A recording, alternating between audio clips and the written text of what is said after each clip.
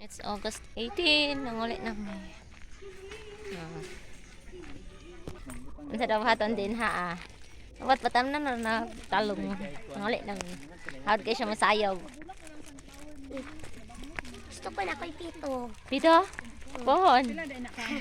Gusto ko mahimok kumati. Depende eh. Mas kami mong mother sa majority. Nara sunflowers. Ma. Mo. Ito sa kaskilahan. Nabalik sa paulo na. Mo balik ko. Mag-badminton daw siya. Bye. Bye. Ano siya? Imong gi-off te. O balik na. Di-post lang. Payat ko.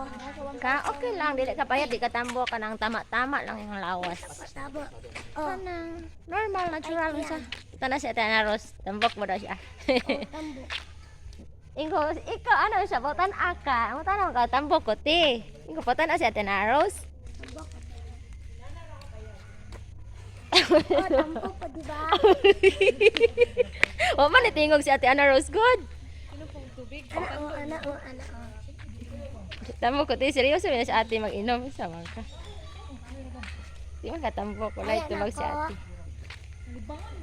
Ayan ni mo. Nya magbaklay. Musakay ka, day? Musakay ta? Ayan ni mo. Kung wala baklay. Ha? Ayan ni mo ni. Ano na? Di ko kabalo, ano, uy, oh. Ay, God. Kaya maihulog, oh, mo to. Ana. Ana ba? Mapit na mag-end akong video. Ana ba? Iin na. Bye. Bye.